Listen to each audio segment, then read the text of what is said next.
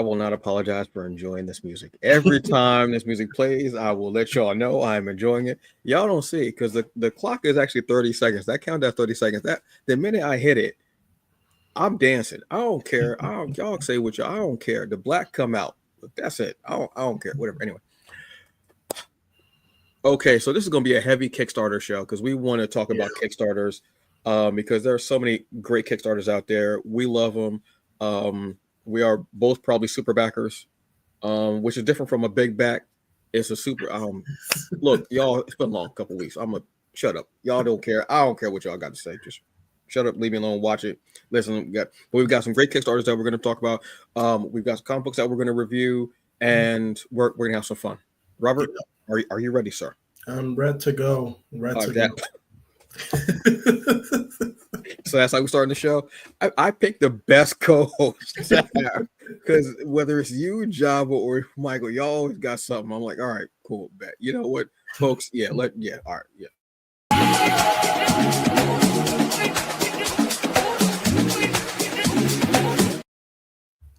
Hey, folks, what's up? And welcome to another episode of TBA News, the comics culture edition of it, presented by the Hungry Bleak channel.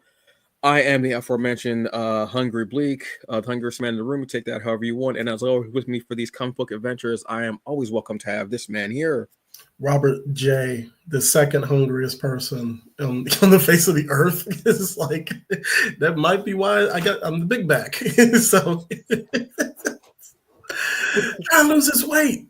Summertime. Oh man, summer weight, right? Summer gonna get whatever body I got. You're gonna deal with it. Food is delicious, and summertime's a hard time to lose weight, man, because barbecues. Yes, you going. It's hard time, man. Yeah, it's like you have to lose weight in the spring to gain weight in the summer because you're going to be at barbecues and cookouts and everything. It's a very weird. I don't know. Being human is odd sometimes because we don't hibernate. If we hibernate, I think we would lose the weight and chill. Yeah. Well, we would miss stuff. We wouldn't be able to binge watch stuff. Dude, at this that's point, a trade-off. At this point, I'm good because I could use that sleep. I'm gonna be real. I could use that sleep. All right, how has your week been, Robert? I know that's a loaded question. I mean, we'll see after tonight. It's now the week's been good. I'm ready for the Memorial Day holiday. And down here in Georgia, we got MomoCon coming up. So I know a few people who are doing that convention as either attendees or retailers or whatever. So it's like a mini holiday down here. So the week's been good. I'm looking forward to the weekend. Oh, nice. Are you going to MomoCon? No, not this year. Not this year. But I sent all the good thoughts and good tidings to all the brethren that are going down there. I know Subsume Media is going to be there.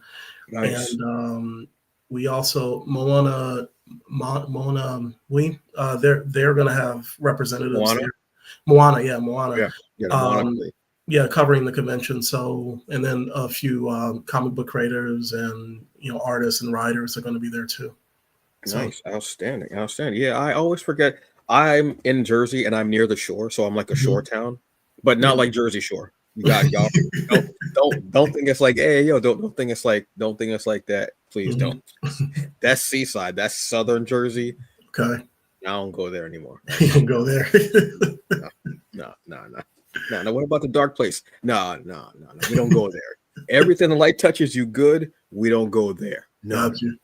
Go there. Yeah, I forget. So this is the time that people start coming here for the summer, and we don't like people that come down here for the summer because they're usually rude, they're entitled, they're snobby, they trash the area. So we don't really like them. I mean, they bring in money, but they're all I shouldn't say all, but they're, in general terms, the majority of them are asses. Just what have you. I hate the sound of flip-flops. It's just flop. That noise. God, folks, look, here's the thing. We're going to be talking about. I'm just because I'll crash out on air. That's the first time I've ever said crash out loud. That's why. Look, we've got some great Kickstarters that we want to talk about. Some of these are already going. Some of them are going to be going on. But Yeah. either way, we want you to check them out. If you don't have the funds, I understand. Eggs are still high as hell. I don't even understand economics for real. But if you don't have the funds for it, share it. Let people know what's going on because a lot of great stuff out there. Robert's going to start us off with Carry On. Yeah. Carry On. There. One of the things that I like to do is peruse Kickstarter, the comic section. You know where that was going, did you? Sunk. Hey, man. But no, Kickstarter, checking out Kickstarter and looking specifically at the comic section. And it's cool to see the variety of books that are up there because, sometimes you can kind of get burnt out on just one particular genre. So that's the good thing about Kickstarter is that there's so much. So one of the ones that I came across, because I didn't see it in my feed or, on Instagram or anything because the algorithm and thing or whatever, that's the word, was Carry On, African Folklore and Sci-Fi Anthology. And the Kickstarter is being run by, I think it's Eton Comics. Yeah, Eton Comics. Oh, this is from them? Yeah, from them. Oh, yeah. Oh, they got outstanding stuff, man. I read a couple of their books. Phenomenal stuff. Oh, cool. Really, really good stuff. And the cool thing is that this anthology is right up my alley. Sci-fi, fantasy, African mythology. I don't know if there's horror in this, but it leans heavy into speculative fiction.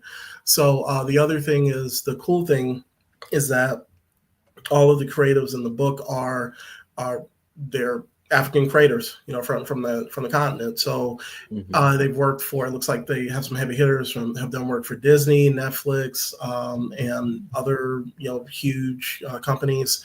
And the book looks beautiful.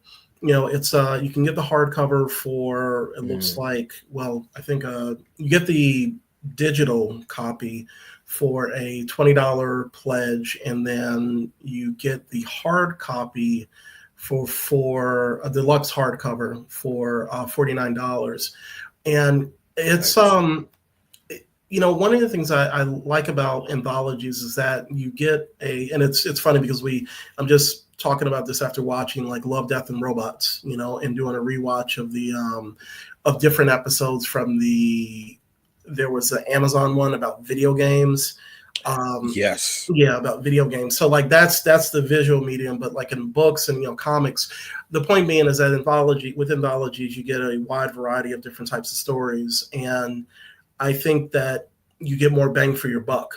So it's not just one story that you're type of story that you're getting. You're getting a wide variety of stuff, and it looks like a really solid investment. They have more than they've made their goal. It's so they successfully fund it. But I wanted to just kind of raise some awareness to this because we're living in I think every year that we're living in like this renaissance of like Black excellence with storytelling. Yes. And this is another example of that. So even if this only has like 53 hours to go, I'd say either pledge or share as much as you can. Share as much as you can, because it helps us to get this out into as many hands as possible and as many eyes as possible. But also it helps them to possibly do another anthology. So I'm a sci-fi head. I love sci-fi fantasy. So this is like right up my alley. It's in the comics. So and worth checking out. So, like I said, I mean, obviously, Antonio, you're familiar with the publisher. Yes. Comics.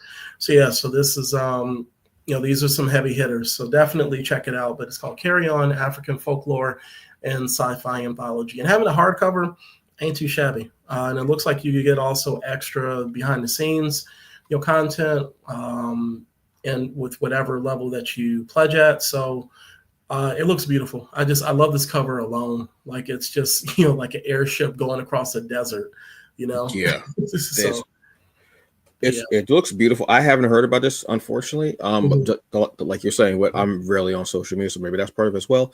Ed 10 Comics is amazing. I'm an absolute fan of them. I remember during the pandemic, I pledged to a couple of their things like Howie and Jember, which Howie was phenomenal. That comic hit me, and I was like, yeah, that was my gateway into Ed 10 Comics. And Jember School. That's one that I'm actually reading through now that I got, I think, as part of Howie, or it was a separate case. So I can't remember. But they're just phenomenal stuff as well. I love seeing an anthology like this, particularly hardcover. Hardcovers are beautiful. I love. Y'all know sometimes I love having Black creatives on my coffee table. So love it. So if I have a hardcover of a book, I'm definitely putting it on there. I love the look of it. I will not read it. I will not open it. That's why I get the digital. Yeah. Because I do not want to touch that hardcover at all. My Excellence hardcover and I forgot the Scarlet Girl, I think it is, from the Massive Universe. They are still in their original wrapping. I have not taken them out. I'll put them on the coffee table. They look beautiful. They are incredible. Love it. I will not open it up. So I love. I won't do it. I will not do it unless anarchy happens and Wi-Fi is done and we can no longer get digital copies or whatever. I'm not opening that up because it looks so pristine and so beautiful. You know what I mean? And to have an anthology like this with a bunch of African creators, just getting together, telling all these wonderful stories for us, by us, with us. Yes, I'm always for that. So so folks, go and check this out. This is one that is beautiful, and I think there was even a thing because they did well over, which is beautiful. I love seeing that. And I think it says something like next up, if they do 30,000, all hardcovers will be upgraded with spot UV finish on the cover, which will make it even more durable. Come on. Which is amazing. So congratulations to them, all the creators and everything. Book looks beautiful. Have to jump in on this. It's like I said, it's beautiful. You know what? I won't get eggs this week when I go grocery shopping. No omelets? That'll probably balance it out. Yeah, man. No omelets. They should probably balance it out. You know what I mean? I'm good. All right. So check out Carry On African Folklore and Sci-Fi Anthology. You're getting 10 stories of African mythology, sci-fi. Just so many. This is just beautiful, man. I love this stuff. This is it's a feel good thing. You know what I mean? Which sadly we don't get a lot of sometimes. Of course, what have you. What we do get a lot of is magic, and that is in Choppin Blades Kickstarter. This one, I was lucky enough last week to speak to Damian Becton, who I'm a fan of ever since Worlds Away. Big fan of it. So when I saw this and I saw his name on it, again, one of those things I said, okay, bet. Now the Kickstarter hasn't dropped yet, but what you want to do is when there's a project you see that you look at, you're like, oh, this is cool. I dig this creative, what have you. You go to the page and you hit notify me on launch. It'll either be through an email, or if you have the app, like a super backer does, like I do on my phone, you'll get an alert and it'll tell you, oh, the Kickstarter started right now when it goes live. But the more people that you get, like if you get over 100 followers, it'll ramp it up. It'll give it more momentum when it actually does release. And hopefully you'll get that little emblem that says Project We Love. And that's what we want, because we want these projects to be seen, to be out there, and for people to go, oh, I haven't heard about this. Let me go check it out, because it'll be up on that big homepage. It'll say Projects We Love. Boom, right here. So that's very important. So this is Choppin Blades. This is Damien had the best time talking about this. He was. I love that passion, that soul when you talk about a project that you're working on that you love and you like, and you're all smiles. You can barely contain it. I love seeing that and I love feeling that. So Choppin Blades is, he kind of described it as as twisted metal, but with like southern hip hop and rap in there, but also with like magic and dark fantasy, which I love the the mix up of it. So basically, we have a character who is like this, is able to use magic, and you have all these crazy fights and swords wielding, everything like that. It's this is some different, and we don't get a lot of black like sorcery. Right. Like I can maybe think of a couple of books off the top of my head. Like Excellence is one that I can think of. Trying to think of other black like sorcerers and wizards. They're they're out there. They're out there, but off the top of my head, I can't think of a lot of them. I know they're out there. Well, we're gonna add Choppin blades to that list. Yeah. One of the things that Damien does that I love is he incorporates music into the stories, which is just so very important. Excuse me. So in the comic, you'll actually have like the codes that you can scan with your phone or whatever device you have, and it'll play the music for that scene, which will then like it just puts you deeper into it, just adds more immersion into that. I love that. I love it in movies. I love it in anime. I love it in TV show. Like when you're watching the scene and that music starts, and you're like, oh, it's about to go down. Yeah. Like we all remember that part in Spider-Man where Miles says, where Miles hears Peter say, it's all a leap of faith. And he goes off the building and you see him in his red and black suit. Like right now I'm getting chills because I love that scene. I've played that scene in my head so many times. When I played the game, I tried to copy it. My timing wasn't off, and I just the fall I fell fast too. I didn't think I was gonna fall that fast. But it's that type of thing where you feel it and you hear that "What's up, danger?" It hits me every time. So I love having a comic do that. And David he did that with Worlds Away. Ray Comics has done that as well. Yeah. With oh my god, Angels. Joystick Angels. Thank you very much. I could not think of the first part of that for some reason. With the young pilots, everything.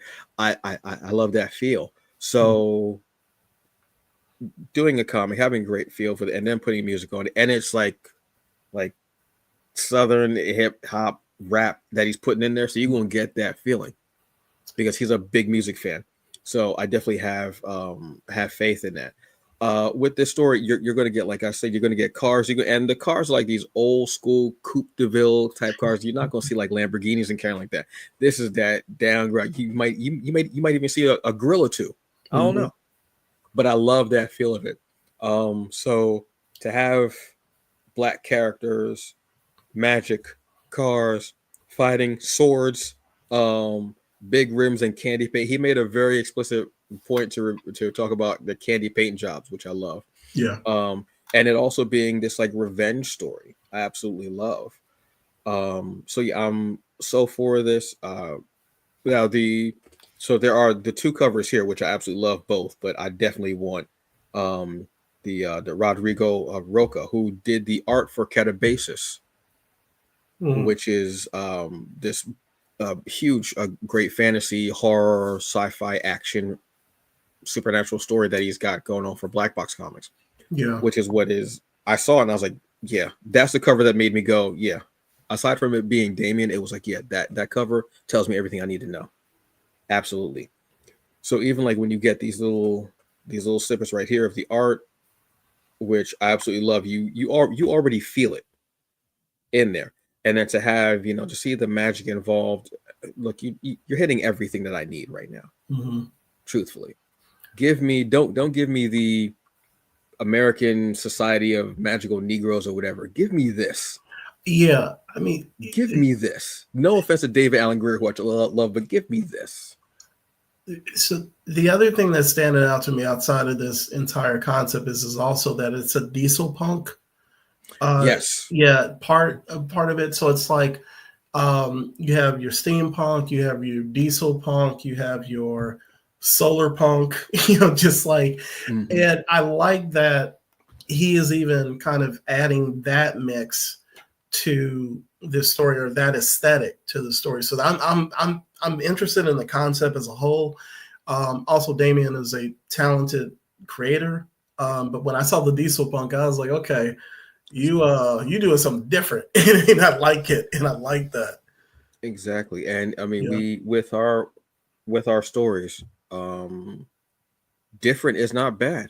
No. Different is not bad. Different can be a very good thing. Different can be a fun thing. Does Yeah. different always work? No, but at least you're doing something different, and that's the Mm-hmm. beauty of it. To see us in different environments, in different settings, different worlds, different everything is just beautiful.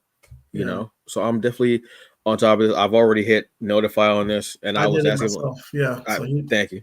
So I was like, so when is this going to happen?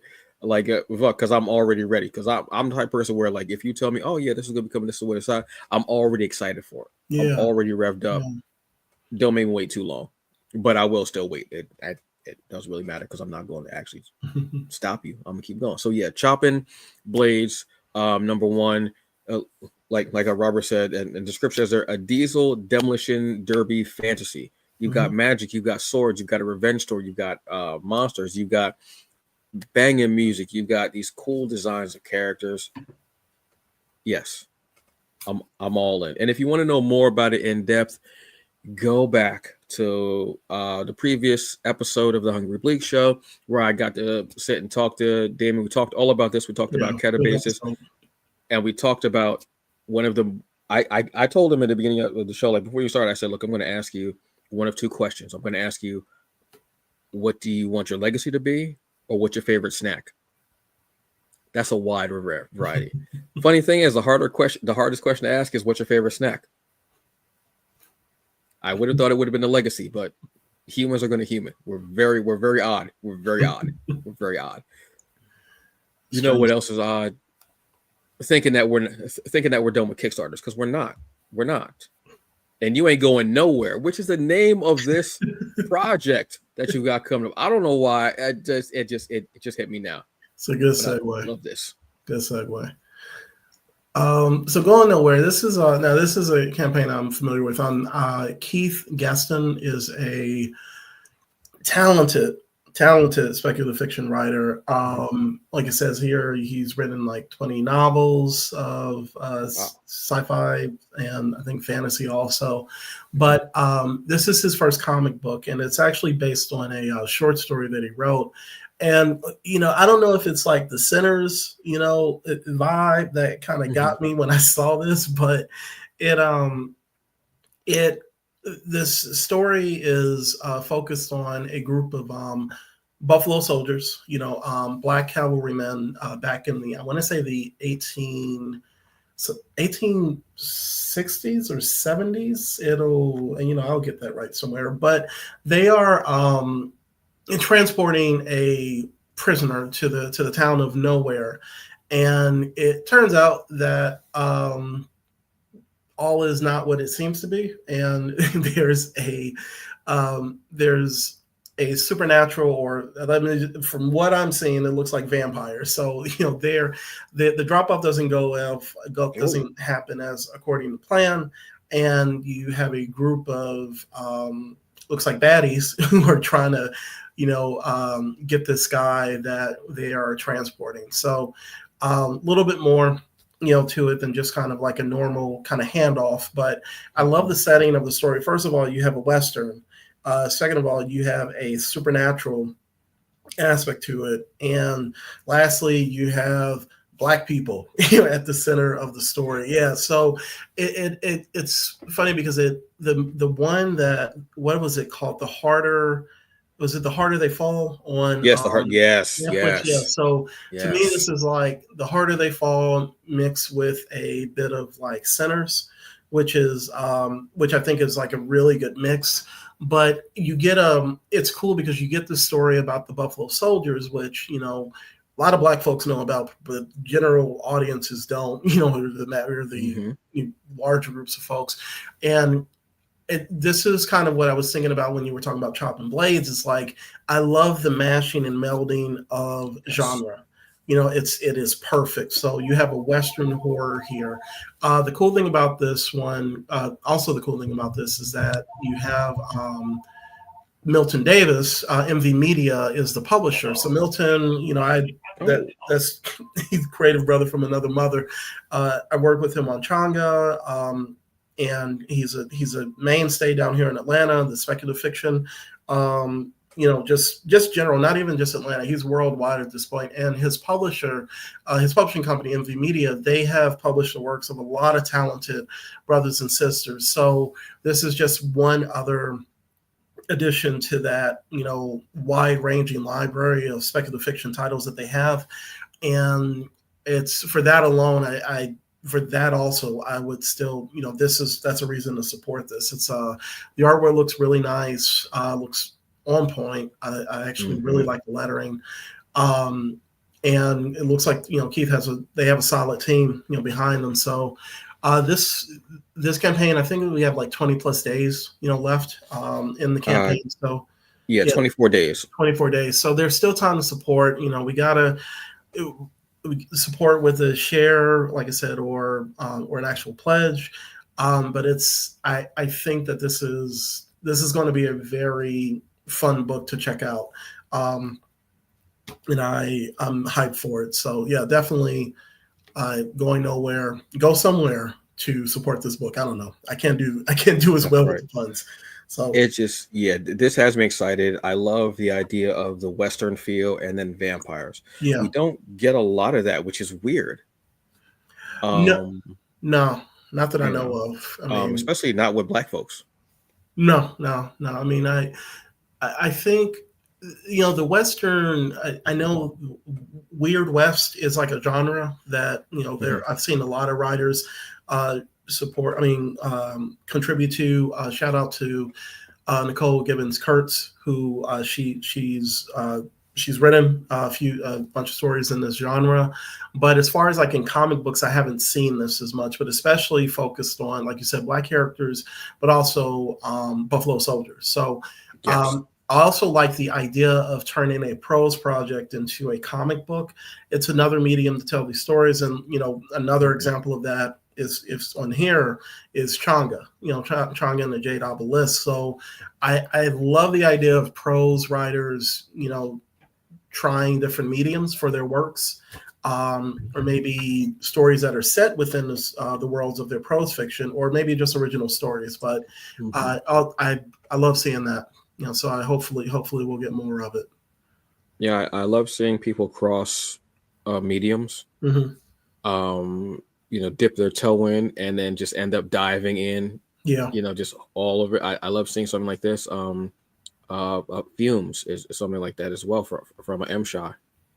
Yeah. Just doing it. So I love seeing, like, you have this incredible story that is incredible, and you're like, what? I wonder how I could adapt this into a comic, and then fulfilling that as well. I love seeing y'all just cross all these different genres and mediums, everything, just mashing everything up and just making it incredible. Yeah, you definitely had me with Buffalo Soldiers and vampires. I mean, I love this shot right here. First of all, the cover is everything that I needed. That covers everything I needed right there. Yeah. Yes. Give me that as a movie cover or as a TV series cover. Yes, I'm all on that. But it was this page right here with the eyes. I love that. It captures so much when you see in the eyes. You see the anger, like in the face, from the vampire, and then the fangs coming out like that.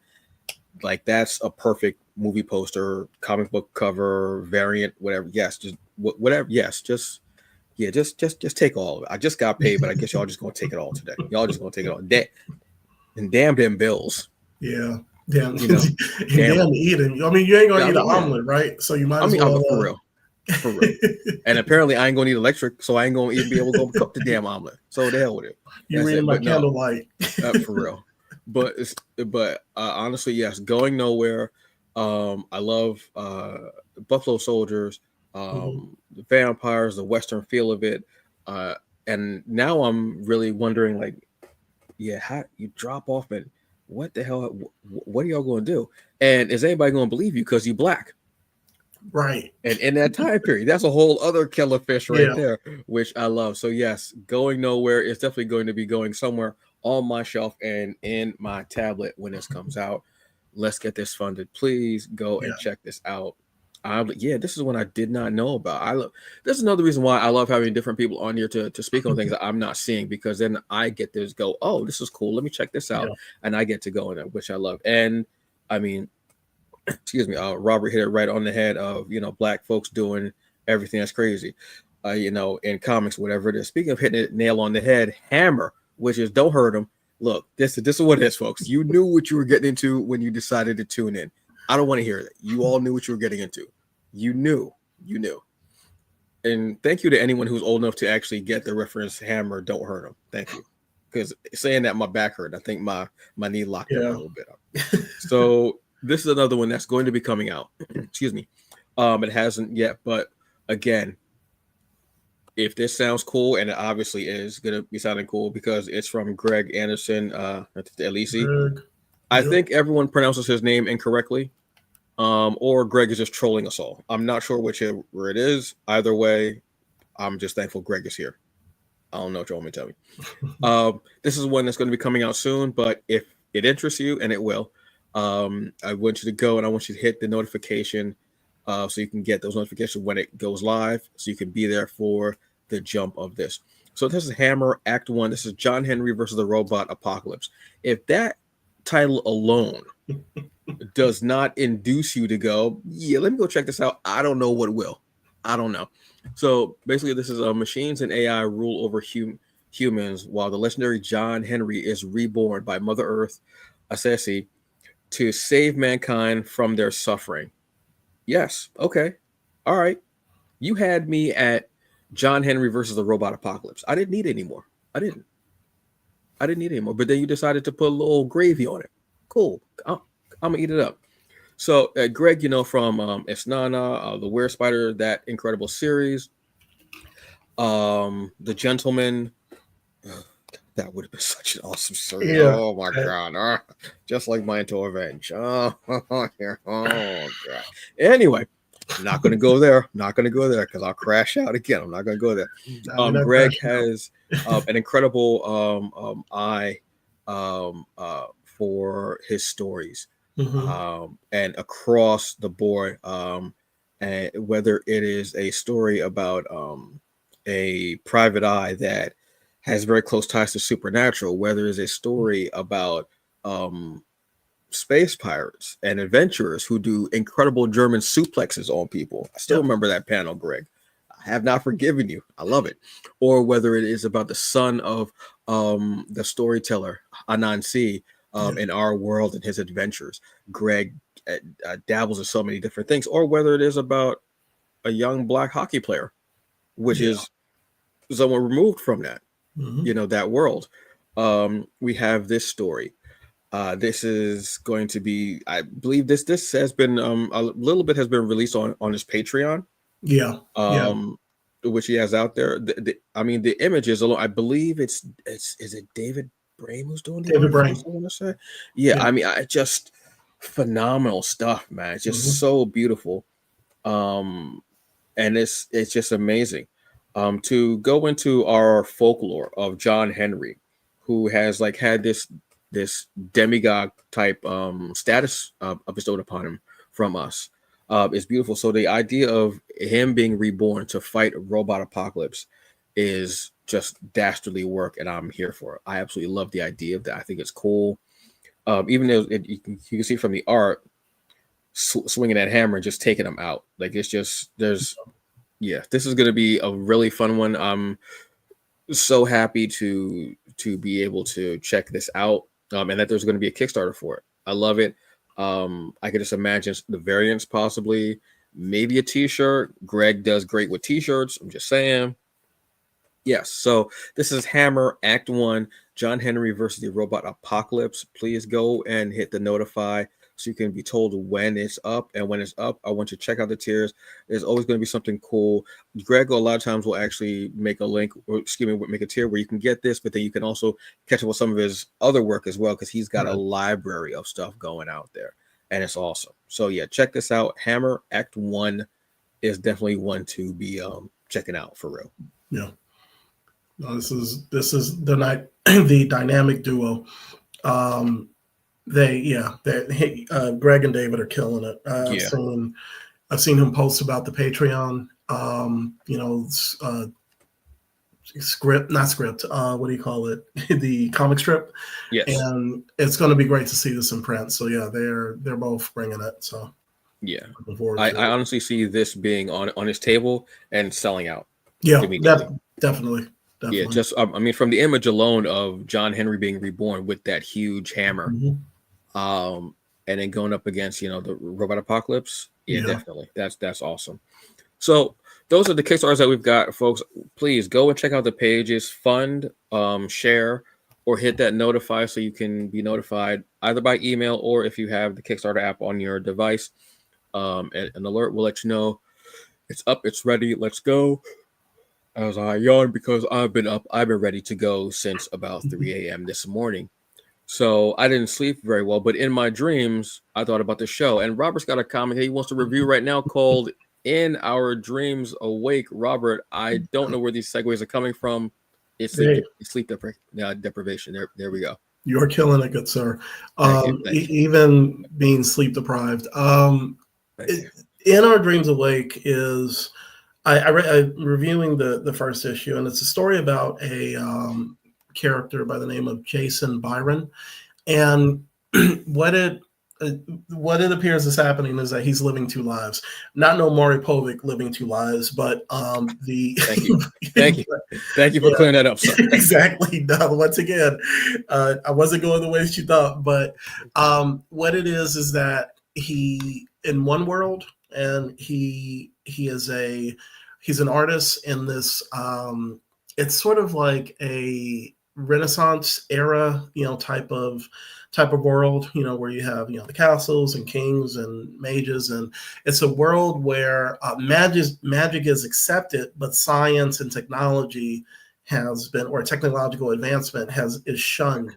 And when it's, at least in the book, when it's discovered that he likes to look at the stars with a telescope, and there's a history to this telescope. He is put on he's put on a list, and you think about the not the witch trials, but the what was going on in Europe, and I think it was like in Italy with the Roman Church, where Yes. yeah, I can't remember the name of that era because I'm having a brain freeze, but The that's Inquisition.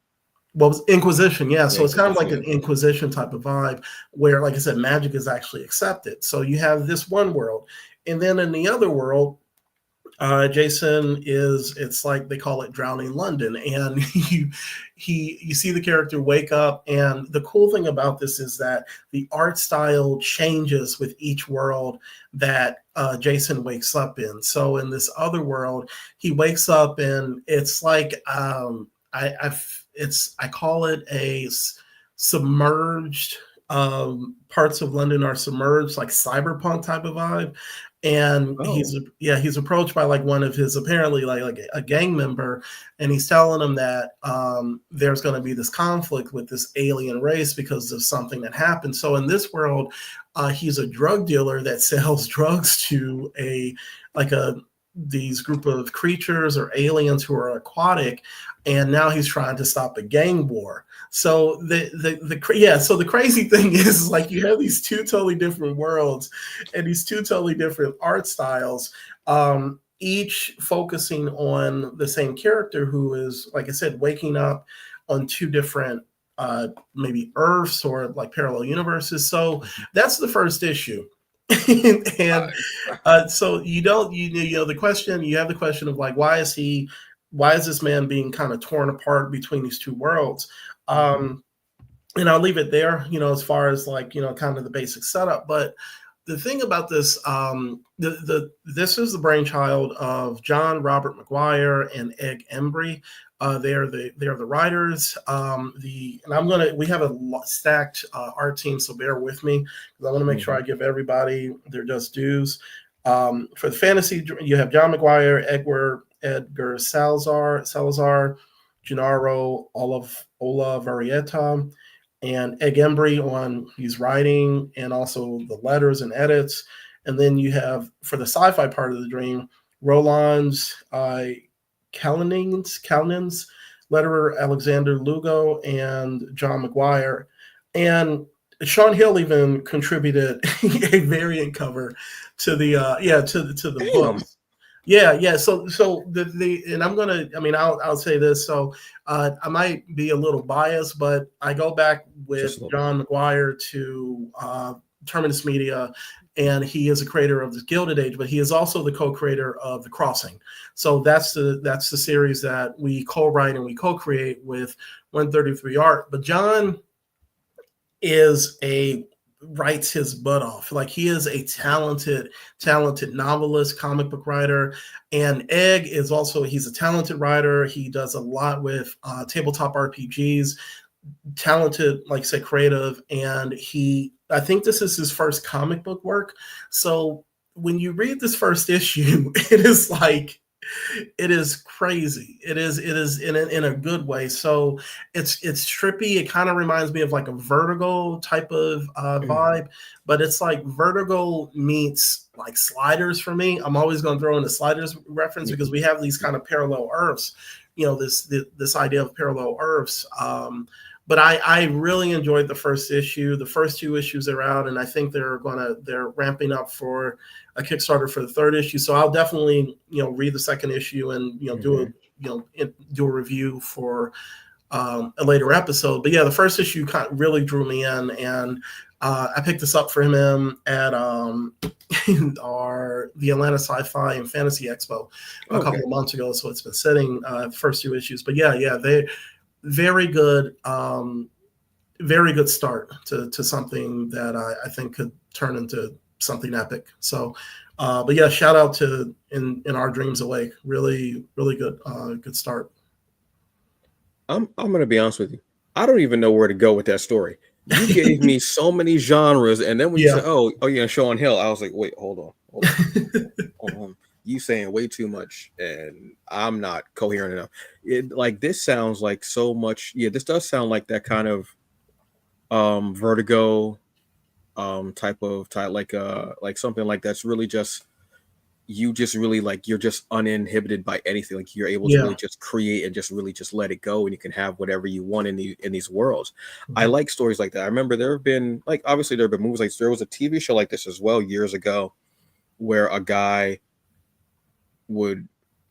he didn't know which was his real life, which was the real and which was the dream. He didn't know. So I like these kind of stories where the only downside to these type of stories is that they end up messing with you at the end because you go, damn. And because it hits you because you get one of those endings where it's kind of like ambiguously dark and you're like, but it keeps you thinking about it. Yeah. The fact that there's so much fantasy and sci-fi crammed into this story because you have the two different worlds and lives, I think is awesome. And I love the idea of that. It's just that's just awesome to me. So yeah, this is I have to reread that, man, because you threw so much at me. I was like, when you said the drug deal, and I said wait, and you said aquatic life, I was like, oh damn, I done lost it. I don't know what's going, but that's the beauty of having like somewhere you can just go and just go, what if this? What if I do this? What if I do that with this, that, and just make it so much fun. So yeah, I definitely dig that. I dig. But you just I thought you were done. Then you had like 4 more lines of story. Yeah. I'm like, hold on. It's And the drug is called Chum, and their aquatic life, and I was like, that's kind of messed up, but interesting as all hell. I'm gonna be honest with you. Yeah, and the other thing that I love is that even the change in dialect, because there's the fantasy part, is like they're speaking in that world, but then like when you get to this sci-fi world, it's like this they're creating. It's not just regular. Like they even took the time to be like this is I'm trying to think. This is slang, right? And it's not just like giving just new words or whatever. For the closest thing I could think of is how you have in the sci-fi, The Expanse. Yes. Okay. Yes. Yeah. Yes. So like that's the vibe that they're doing. To like to switch it up to like something where you have this like new kind of like, I don't even know how to describe it. But yeah, it's so I love the attention to detail that they have with each different setting, right? So it's like I said, John and Egg, y'all y'all are some masters, masters of storytelling with this. So I'm looking forward to more. Yeah, that's good. Yeah, we would definitely be asking for more of this because that just sounds like I said. There's so much in there that it just sound. Each of those could be its own separate Right. story, Right. and then to have them all together, and then to have it almost be like two different books that you have together, and the art team and everything, and everybody put in all that work like that is phenomenal. I love to see it. Love to see it. All right, so I'm not going to give you all a segue for this one because I just don't feel I need to. I'm gonna be honest with you, I just don't. The next one we have is Exquisite Corpses. This is from Image, and this is from James Tynion. Y'all already know I'm a James Tynion fan. So yeah, this was written by James Tynion the fourth. We have art by Michael Walsh. I don't know why I said Walsh in such a long, drawn out way. I have no idea why. Colors are Jordi Belair, and letters are Becca Carey. So basically, what the story is, this story takes place in Oak Valley. And basically, what it is the 13 most powerful, richest families in the world have this game, in essence, where they'll each pick. No, they'll have this game to pick who's going to rule for the next year or two. I forgot how long it is between the families. So what they'll do is the families that did not win will pick a person, a killer, basically. It can be a serial killer, it can be a sociopath, psychopath, it could be someone military, what have you. They'll pick that person. What they'll also do is they'll pick a card, and the card will represent the weapon that they'll use. It could be poison, an axe, their hands, a gun, archery, what have you. It is. And they'll drop these killers into a town that's out of nowhere. They'll go into a town and they'll block off everything. They'll block off the sci-fi. I don't know why I keep wanting to say sci-fi. Wi-Fi, cell networks, everything. You won't be able to communicate at all. And those 12 killers will try to kill each other until there's one left. In the meanwhile, these people who are in this town that, whatever, that nobody else thinks of, can possibly die as well in this. And that's the story of Exquisite Corpses. On the art, I want to say the artist that's on this, Michael Walsh, was also the artist on Silver Coin, which is one of my favorite horror anthology series. It's on hiatus right now because I can't remember the one who created the comic, but he and his partner end up having a baby, which is a phenomenal reason to stop doing a comic, which is awesome. He even like at the end of the comic, he's like, well, the comic's going to go away for a little while because we're having a baby. And it was funny, at the end of this incredibly traumatic horror story, you have this beautiful ending that's not part of the story. And I was like, oh yeah, that's all right. Yeah, it's cool. So, congratulations. I know that's very late. That was like 2 years ago. Sorry. Anyway, yeah. So we go into that. So with that being the basis of the story, that all hell's going to break loose. And the story is almost told in two different ways. It's told in the town where you see the sheriff ends up leaving the town because he's the one that hands the town over to one of the facilitators of this, let's call it, game tournament. He gets a whole bunch of money and he just goes, he leaves. And he writes a letter to one of the people in town saying goodbye, but he's not allowed to tell anybody what's going on. He writes a letter and says, leave, go. You have to leave. Don't stay in town. Get in your car and drive. Drive as far away as you can. Don't look back. Don't look back. How it starts. And then we see him handing off the town. And then we go into the families. And they're families from different states. And I love the detail of how they'll talk, their demeanor, everything.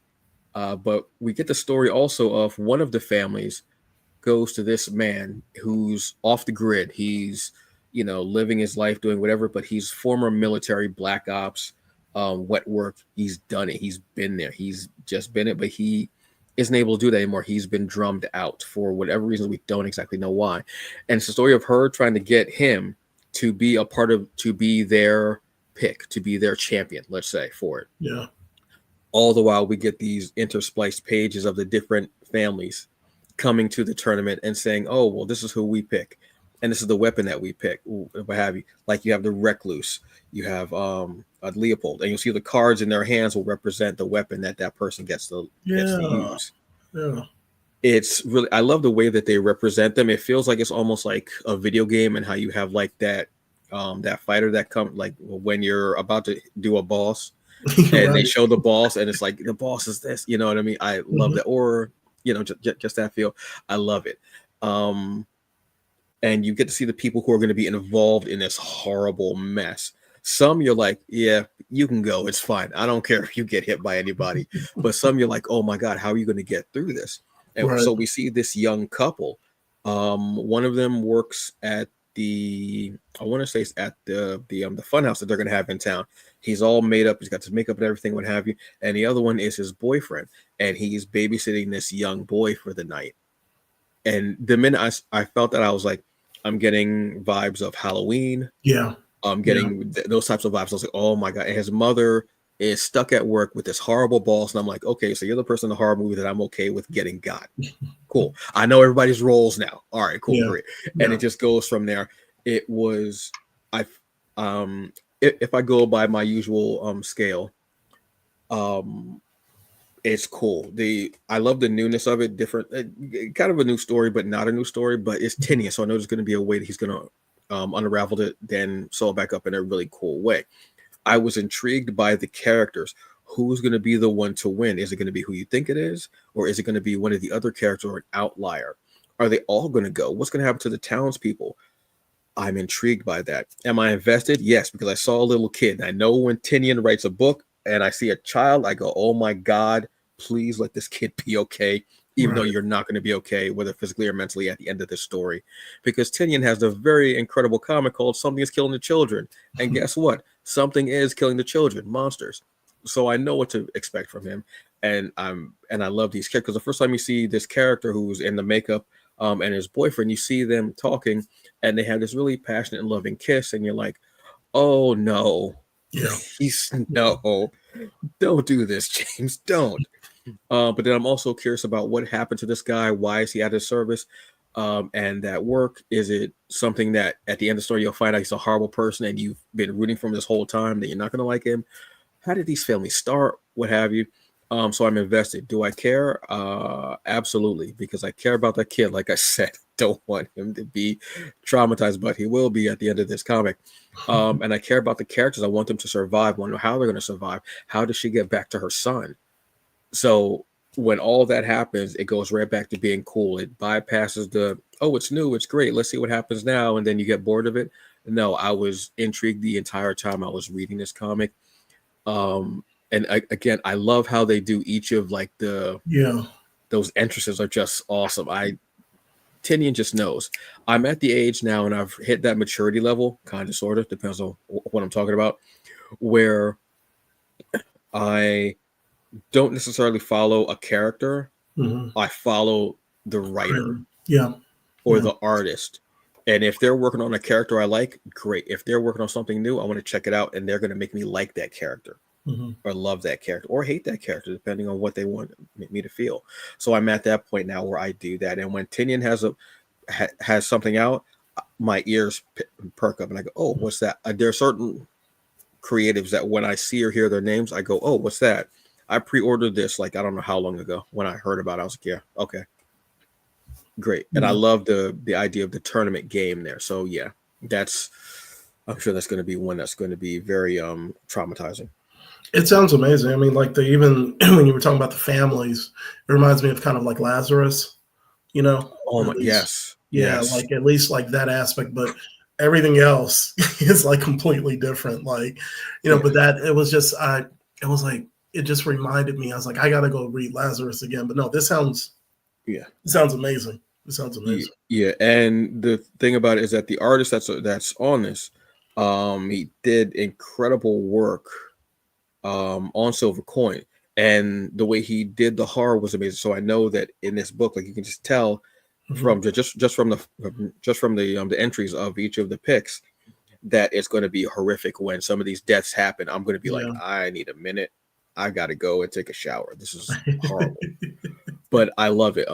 It's really an interesting book, and I think it was like 63 pages the first issue. Wow. So Okay. getting like that almost like triple Yeah. amount was there. So I know that I'm not sure if this is going to be an ongoing or a mini series. I Mhm. don't know how much of an ongoing series you can have about 12 killers trying to kill each other. That might be a mini series. I don't know what have you, but I'm in this one for the long haul. There we Yeah. go. You mind if we give that shout out Yes, to absolutely, absolutely. yeah, Congratulations to them. Yes. yeah, congratulations to the Ianu animated team. They got a second season 2 on Cartoon Network and Max, and 2 movies. And I think we're going to get one of them towards the end of this year. So, Yeah. which are set in that universe. So it makes me excited because Antonio and a group of friends, we sometimes will be cynical about all these shows being canceled. And it was, and not saying that we thought that this was going to be, but like you just start to like, you just, the stuff that you like, you want to see continue. So Mm-hmm. to hear that they got the second season plus the 2 movies, in addition to, I think this will expand the reach of the unique universe, for their books, and who knows, maybe because maybe we'll get more animated series of those original works that come up from that publisher. Mm-hmm. But yeah, congratulations to Royer, Brandon Easton, the writing team, Line Forge Animation. It's that's one of the reasons this week that I'm very happy. So yeah, we've talked it up a lot on TBA. So we're big fans of the show and just of what they're doing with Unique and Lion Forge and everything. So Yeah, I mean, congratulations to them. Like you saw, I mean, I echo completely everything. What I love about this is that it's literally a Saturday morning cartoon because yeah, it's on Saturday mornings, literally, and in the feel of it, definitely. I hope that people are watching this. I mean, obviously, watch it on demand or on Max. mm-hmm. You know, but if this is something that you start doing with your kid with your kids, your children, making it like that old school Saturday mornings like you remember that we don't have anymore. Right. I think that's a beautiful thing, man, to be able to sit down, have the pancakes, you know what I mean, have Mm-hmm. butter or whatever it is, and sit down and watch this. Is a very like I'm literally like I'm not even like I literally the smile just came up on my face thinking about that because those were beautiful days. It's a very cool thing. I Yeah. also hope that this inspires kids to tell stories about people that look like them, to do that. And I hope that this inspires, if you think your work does not matter, if you are out here grinding and doing the comic and doing whatever your creative endeavor is, Royal Coupe did not start here. Royal Coupe worked, and people keep saying deserve. No. Earned every bit of this. Earned. So if you think your work doesn't matter, I want you to look at Royal Coupe was, Kickstarters and everything. I remember seeing him in a small room at at Schomburg. the Schomburg show. Thank you, Schomburg Schomburg. show. Yeah. And now, you know, having an animated television show, and then being renewed for season 2, and then getting 2 spin-off movies. Keep working at your craft, keep refining it, keep getting better, keep evolving, keep doing you. And it's getting better because we're getting more eyes on it. Programs like this where we're showing more indie stuff and talking about it and loving it and loving on us and big upping us. This is what matters. This is what matters. So it's beautiful. I love it. And all congratulations to the entire team that they've got going. Awesome. If you love if you love the anime series, please go and read the comics. Go check them out. There's the entire world. You'll see everything, and you'll go, I wonder when the spinoff movies might be. It might be something that you read in there, maybe something new. I don't know, but we have so much to. What if we got Malika? What? Yeah, I mean, like I said, the sky's the limit. And the other thing that I hope comes out of this is that Lion Forge looks at Catalyst Prime. Bro, don't. Yeah. I'm just gonna put that out there. Like, if don't play with me. If that studio is doing this well with another creatives, first of all, I want them to do everything in Unique Studio, but then I want Lion Forge to realize that they have a treasure trove of superhero epics or just really good stories that they could tell. Yeah. So I'm just glad all around that there's different types of success that's happening, with unique studios, and that side of things. And then with Lionforge, because I think the other thing that I've seen from them was the hair love. There was a short, but then that got turned into the TV animated series on Max. Yes. So I want Lionforge to grow what they're doing as far as on the animated side, but it's a good thing. So like that's my, outside of the live action World War Z adaptation as a, docuseries, I want Catalyst Prime animated. All I'm going to say is this. If y'all do Catalyst Prime, I have got to be at every like, you're not going to find a bigger hype man than me. There is no way you're finding a bigger hype man than me. No. There is no way. I will be there. I will look, let me know. I will be at every single function you have. I will make it pay me obviously, but I will make it my thing to be there, because I could talk about Catalyst Prime for a fortnight, truthfully, and not the game. Some of y'all probably think it's just a game, but it's actually a measure of time. All right. Forget, never mind. So thanks folks for joining us this evening. I hope you have a very good time and doing whatever you're going to do after this, your dinner, what have you. But thank you for spending some time with us. And let us know what you think about some of the comics that we've mentioned, the Kickstarters, what have you. All right. So have a good one. Enjoy. I am Antonio Pomarz, aka the Hungry Bleak, and I am always joined for these comic adventures by Robert J, Man of Mystery. Can't get more research than just saying J. You cannot get more research than that, folks. J. Yeah. All right. Y'all have a very good evening. Enjoy this. Oh, this Friday, 7 p.m. Eastern Standard Time. We're wrapping the week up with the Hungry Bleak Show. You've had a full week of us, and I know you're loving it. I know you're salivating. You got to wipe all the salivations, the stuff, everything from there.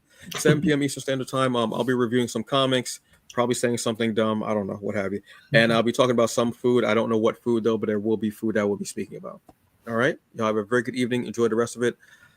We'll see you later. Bye.